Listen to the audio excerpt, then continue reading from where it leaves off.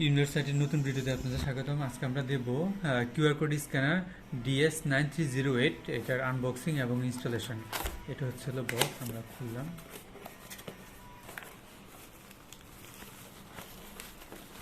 এটা হচ্ছে হলো মানে স্ক্যানারটা, স্ক্যানার, তারপর হচ্ছে কমিউনিকেশন কেবল, আর এটা হচ্ছে হলো ইউজার গাইড। হ্যাঁ, আমরা যে কিউআর কোড স্ক্যানারটা খুলবো, এই যে এটা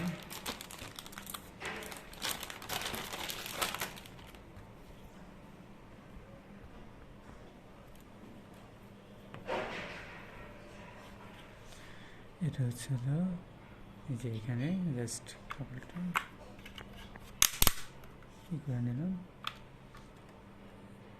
জাস্ট লাগাই দিলাম। এগুলো হচ্ছে সবই প্লাগ অ্যান্ড প্লে। যেটা জাস্ট ইউএসবি কেবলটা মনিটরে আমরা বিশেষ ল্যাপটপের সাথে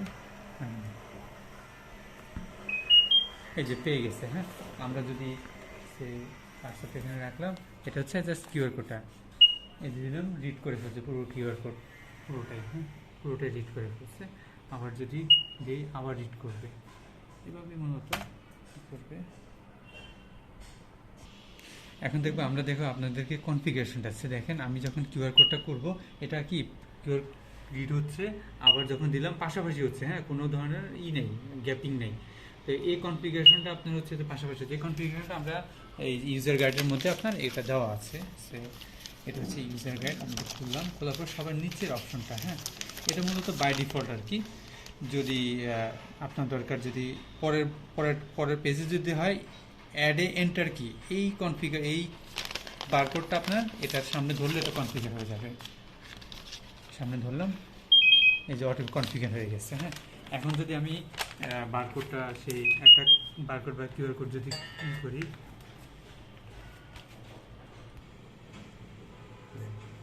এই যে পরের লাইনে যাচ্ছে। যতবার আপনার বারকোড বা কিউআর কোড ধরবেন, এটা পরের লাইনে, দ্বিতীয় লাইনে যাবে আর কি, সেকেন্ড লাইনে। এখন যদি আমরা চাই স্পেস, যদি চাই যে একই লাইনে থাকবে বাট আমরা দরকার হচ্ছে স্পেস, তখন আমরা এটার যে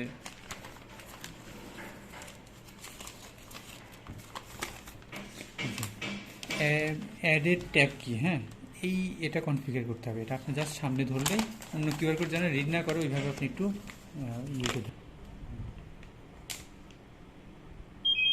কনফিগার হয়ে গেছে। এখন আমি যে বারকোডগুলো বা কিউআর কোড যেটা কি রিড করবে, এটা পাশাপাশি, এই যে পাশাপাশি পাশাপাশি। এখন আবার যদি আমি সেট ডিফল্ট যেটা থাকে আর কি, কোনো গ্যাপিং বা দ্বিতীয় লাইনে যাবে না, সেটা যদি চাই, আমার সেই সেট ডিফল্ট যে অপশনটা আছে, এটা জাস্ট আমি এনেবল করব। তার সামনে শুধু এই যে কনফিগার হয়ে গেছে। এখন আমি কি রিড করব, পাশাপাশি চলে যাবে,